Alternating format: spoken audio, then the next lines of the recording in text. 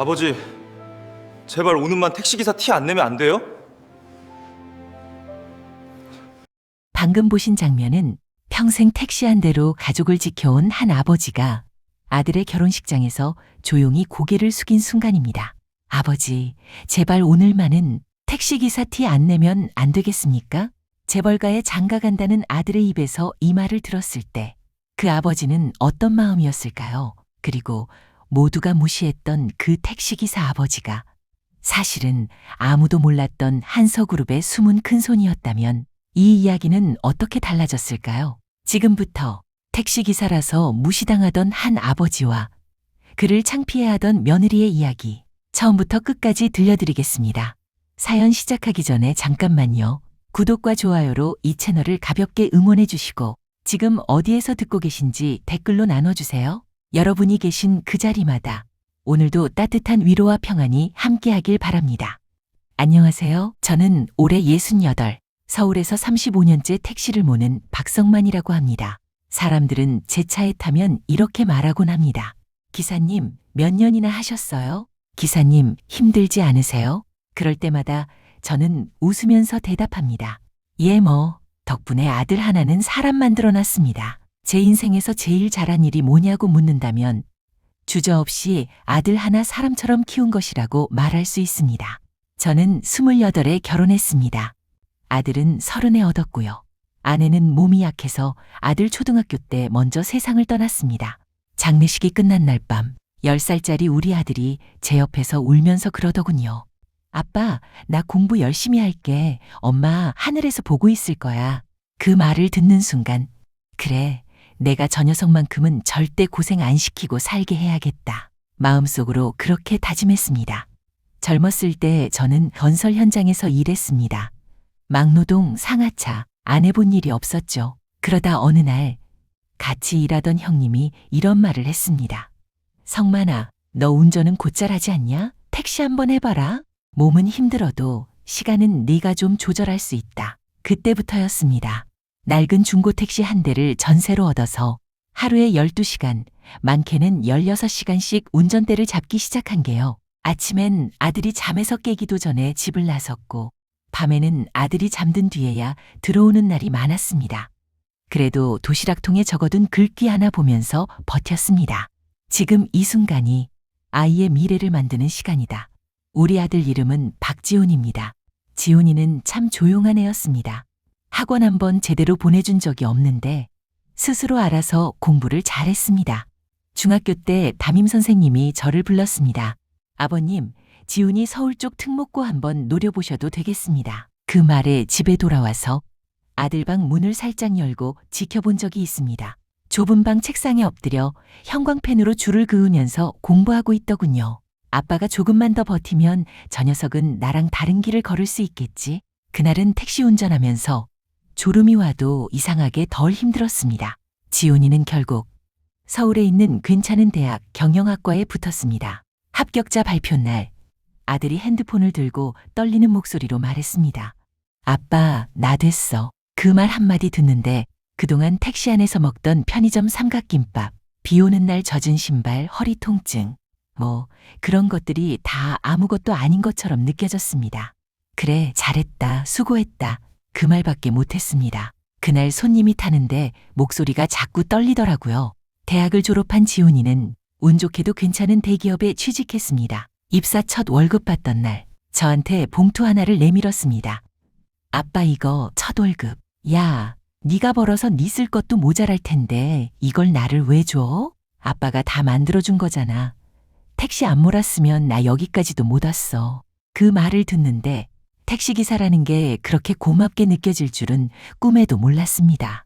아들이 32이 되었을 때였습니다.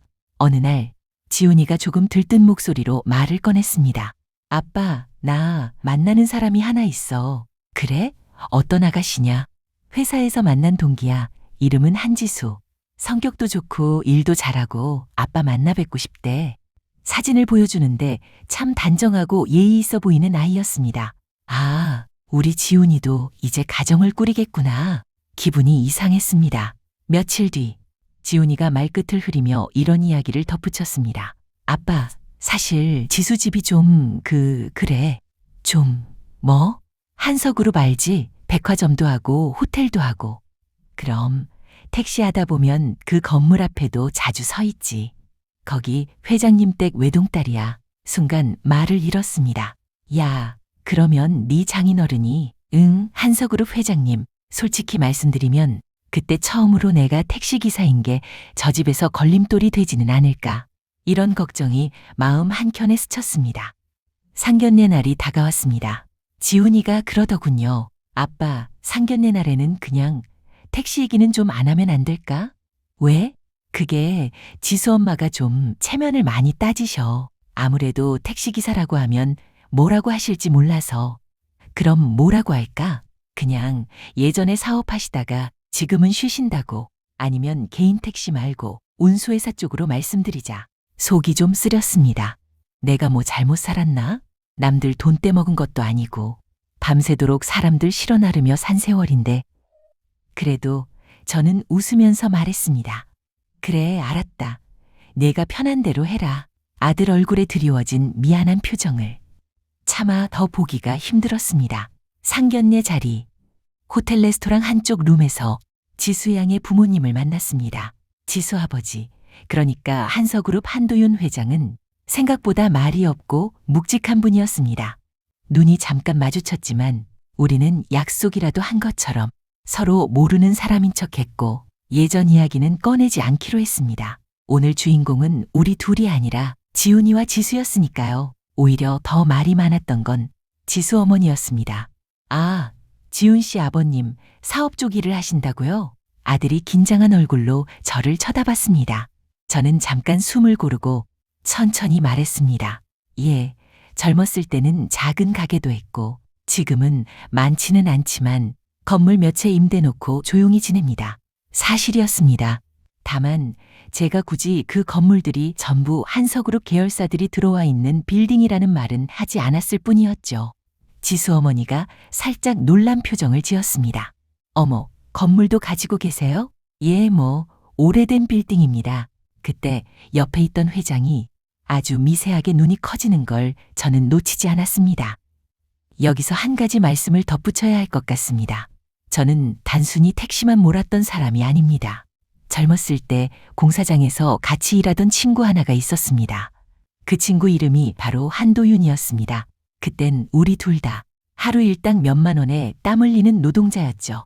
어느 날 도윤이가 그러더군요. 성만아, 나 나중에 내 이름 걸린 회사 하나 갖는 게 꿈이야.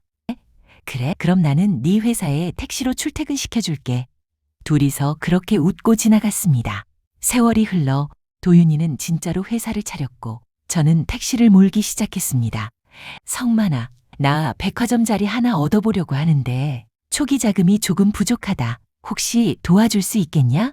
그때 저는 평생 모아둔 돈과 빚까지 내서 도윤이에게 돈을 빌려줬습니다.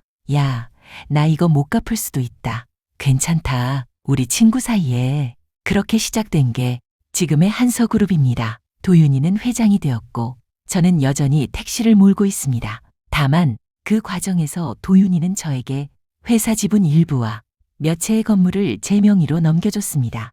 성만아, 네가 아니었으면 여기까지 못 왔다. 그러니까 이건 네 몫이다. 하지만 저는 이 사실을 아들에게도 다른 누구에게도 자세히 말한 적이 없습니다. 왜냐고요? 아들이 부자의 아들로 살기보다 스스로 일어선 사람이 되길 바랐기 때문입니다.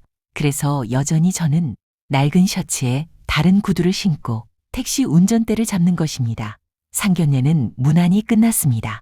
그런데 문제는 상견례가 끝난 이후였습니다. 어느 날 지훈이가 난처한 얼굴로 저를 찾아왔습니다. 아빠, 지수 엄마가 그러는데. 응? 결혼식 날 아빠 택시기사라는 거 주변 분들한테 굳이 말 안 했으면 좋겠다 하셔. 그래? 뭐 그럴 수도 있지.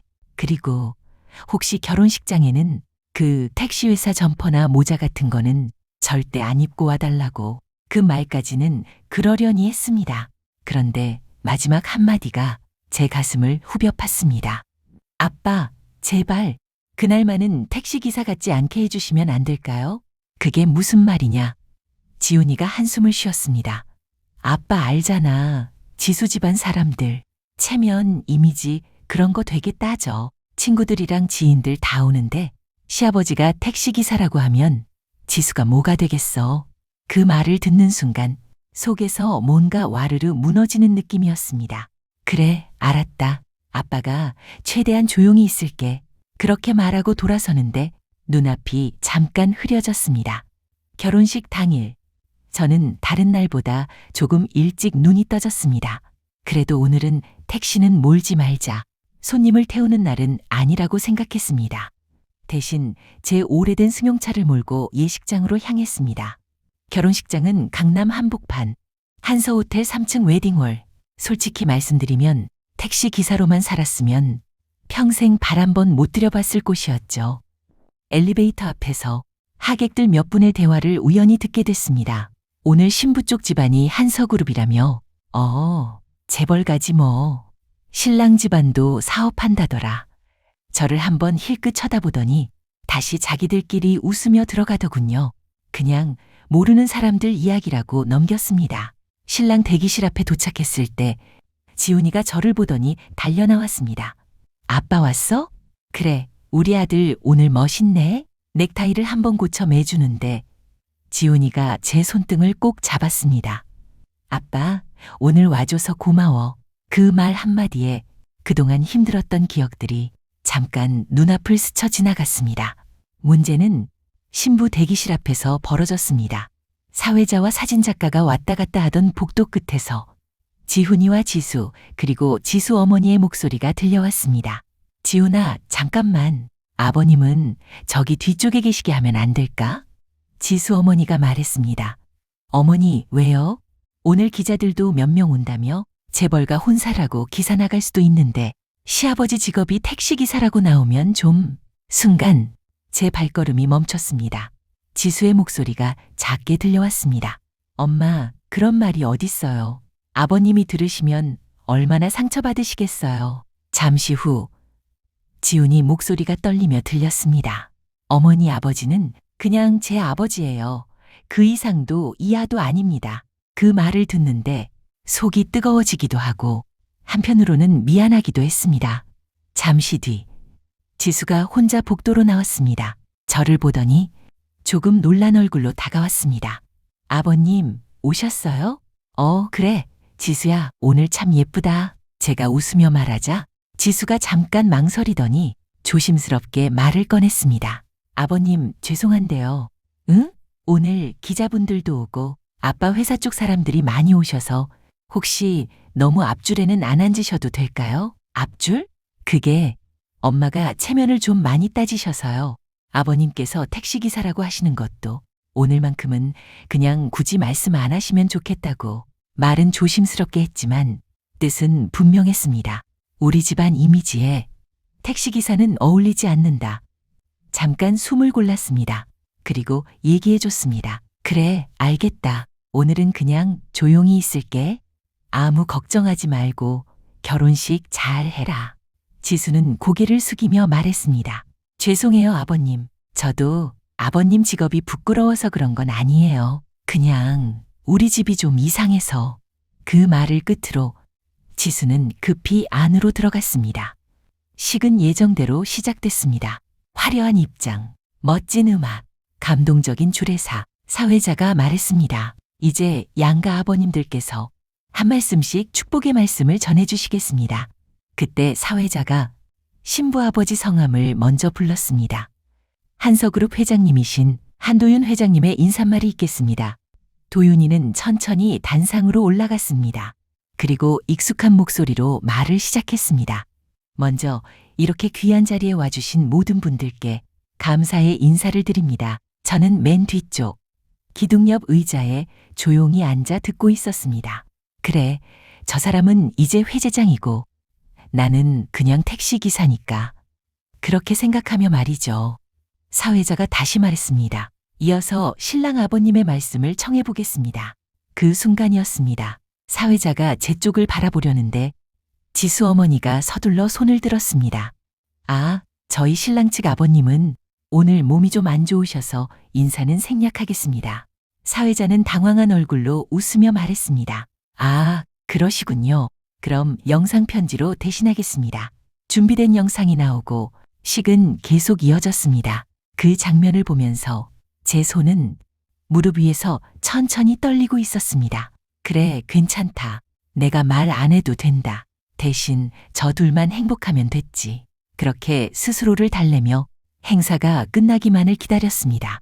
결혼식이 끝나고 하객들이 하나둘씩 빠져나갔습니다. 저도 조용히 자리에서 일어나 예식장 뒤쪽 조용한 복도로 향하려고 했습니다. 그때였습니다. 성만이냐? 등 뒤에서 낯익은 목소리가 들려왔습니다. 돌아보니 한도윤 회장이 서 있었습니다. 도윤아, 우리는 한참을 말없이 서로를 바라봤습니다. 먼저 입을 연 건 도윤이었습니다. 야, 이 자식아. 네 아들 결혼식에 와서 왜 맨 뒤에 숨어 앉아 있냐? 회장님이 여기저기 사람들 많으니 괜히 민폐 끼치기 싫어서 그렇지. 민폐는 무슨 민폐야. 여기서 제일 먼저 앞으로 나와야 할 사람이 널세. 도윤이는 제 어깨를 툭 치며 웃었습니다. 잠시 후 지훈이와 지수가 어색한 얼굴로 다가왔습니다. 아버지, 아버님. 도윤이가 둘을 보더니 진지한 표정으로 말했습니다. 지훈아, 지수야, 너희 둘 잠깐 여기 앉아봐라. 작은 연회장 한쪽, 가족만 남은 자리였습니다. 도윤이가 먼저 입을 열었습니다. 지훈 씨, 예 회장님, 자네 아버님 직업이 뭐라고 들었나? 지훈이는 잠시 머뭇거리다 대답했습니다. 택시기사입니다. 그래, 맞지? 도윤이가 고개를 끄덕였습니다. 그런데 그게 다가 아니야. 지수와 지훈 둘 다 놀란 얼굴로 도윤이를 바라봤습니다. 도윤이가 제 쪽을 바라보며 웃었습니다. 여기 계신 박성만 씨는 내가 아무것도 없던 시절 내 옆에서 땀을 흘리던 동료였고 잠시 말을 멈추고 조금 더 낮은 목소리로 이어갔습니다. 한서그룹의 시작을 만든 진짜 첫 번째 투자자야. 지수의 눈이 커졌습니다. 아빠, 그게 무슨... 내가 회사 처음 세울 때 은행에서는 한 푼도 안 빌려주더라. 그때 이 사람이 평생 모은 돈에 빚까지 내서 나한테 빌려줬어. 도윤이는 제 옆으로 다가와 제 어깨에 손을 올렸습니다. 지금 한서백화점이 들어선 그 자리. 처음 계약할 때 들어간 자금의 절반이 너희 시아버지 돈이야. 지훈이 얼굴이 하얗게 질렸습니다. 도윤이는 말을 이었습니다. 그래서 나는 회사 지분 일부와 몇 채의 건물을 성만이 형 이름으로 돌려줬지. 법적으로만 보면 여기 앉아있는 우리 넷 중에서 현금 자산이 제일 많은 사람은 성만이 형일지도 몰라. 지수는 믿을 수 없다는 표정으로 저를 바라봤습니다. 아버님, 정말... 저는 조용히 웃으며 말했습니다. 지수야, 그냥 아버지는 네 남편 아버지일 뿐이다. 그 이상 그 이하도 아니다. 그때 지훈이가 떨리는 목소리로 말했습니다. 아버지, 그럼 저 그동안 도윤이가 지훈이를 바라보며 말했습니다. 지훈아, 예 회장님, 부끄러워해야 할 건 택시기사 아버지가 있는 게 아니고 그런 아버지를 부끄러워하는 마음이 네 안에 있었다는 거야. 지훈이 눈가에 천천히 눈물이 맺혔습니다. 도윤이는 지수 쪽으로 고개를 돌렸습니다. 지수야, 내 아빠. 나는 청소하시는 아주머니, 경비 아저씨, 기사님들까지 포함해서 회사를 위해 땀 흘리는 사람들을 가장 존경한다. 잠깐 숨을 고르고 말했습니다. 근데 너희가 오늘 체면을 이유로 성만이 형을 뒤로 숨기려 한 건 그 사람들을 다 같이 무시한 거나 다름없다. 지수는 조용히 고개를 숙였습니다. 조용한 침묵 끝에 지훈이가 제 앞에 무릎을 꿇었습니다. 아버지, 죄송합니다. 야, 왜 그러냐. 사람들 다 보겠다. 아버지가 택시기사인 게 부끄러워서가 아니라 제가 돈, 체면 그런 것들에 너무 눈이 멀어 있었던 것 같아요. 아버지 손등에 굳은 살 맺힌 거 어릴 때부터 봐왔으면서도 정작 오늘 제가 제일 먼저 숨기려고 했던 사람이 아버지였어요. 지훈이는 고개를 들지 못한 채 울먹였습니다. 지수도 제 앞에 조심스럽게 다가왔습니다. 아버님, 저도 정말 죄송해요. 저 솔직히 말하면 택시기사라는 말이 처음에는 좀 걸렸어요. 친구들한테 뭐라고 설명해야 할지 부끄럽다는 생각도 했고요. 근데 오늘 아버님 이야기를 들으니까 부끄러운 사람은 아버님이 아니라 저였어요. 지수는 두 손을 모으고 조용히 말했습니다. 앞으로는 아버님이 택시기사라는 게 창피한 게 아니라 자랑이 될 수 있도록 제가 먼저 바뀌어 볼게요. 잠시 후 도윤이가 말했습니다. 좋다. 이제 작은 이벤트 하나만 더 하자. 그날 저녁 가족들만 모인 2차 식사 자리에서 도윤이는 마이크를 들고 일어섰습니다.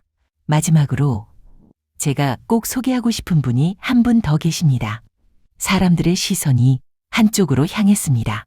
오늘 신랑 아버님이신 박성만 씨. 이분은 제 친구이자 한서그룹의 시작을 함께 만든 사람입니다. 그리고 제 기준에서 진짜 부자는 이 사람입니다. 사람들 사이에서 조용한 박수가 나왔습니다. 저는 그저 고개 숙여 인사만 했습니다. 부자라는 말이 부담스러웠습니다. 그냥 택시 한 대로 살다가 아들 잘 키워서 시집장가 잘 보낸 평범한 아버지로 남고 싶었으니까요. 결혼식 이후 지훈이와 지수의 태도는 눈에 띄게 달라졌습니다. 어느 날 아침 택시 회사 차고지로 지훈이가 찾아왔습니다. 아버지, 오늘 저도 같이 탈 수 있어요? 야, 네가 왜 여길 와? 회사 안 가냐? 연찬했어요. 아버지가 30년 넘게 타셨던 자리를 한번 옆에서 보고 싶어서요. 그날 하루 지훈이는 조수석에 앉아 제가 손님들을 태우고 내리는 모습을 그저 말없이 지켜봤습니다. 아버지, 응? 아버지 일, 생각보다 훨씬 대단한 일이네요. 그냥 사람 실어 나르는 거지 뭘. 아니요, 사람들 일상, 삶, 고민, 그걸 하루 종일 옆에서 들어주는 일이잖아요. 저는 책상 앞에서 숫자만 보고 있었는데 아버지는 사람을 보고 계셨네요. 그날 이후로 지훈이는 가끔 주말마다 제가 퇴근할 때 택시 회사 앞으로 마중 나옵니다. 아버지, 오늘 손님들은 어땠어요? 뭐, 다들 사는 게 비슷하지. 우리는 그렇게 조금씩 더 친구 같은 사이가 되어갔습니다. 지수도 달라졌습니다. 예전에는 아버님, 택시 그만두시고 편하게 사세요. 라는 말을 습관처럼 하곤 했습니다. 지금은 조금 다릅니다. 아버님, 오늘도 운행하시죠? 점심은 꼭 챙겨 드세요. 그리고 이건 간단하게 드실 수 있는 거 싸왔어요. 제가 택시 안에서 혼자 먹기 좋게 작게 나눈 김밥, 과일, 따뜻한 차. 택시 타고 계신 손님들 중에 마음 어려운 분들 많으시죠? 아버님이 그분들한테 이야기 조금만 들어줘도 그게 큰 위로가 될 것 같아요.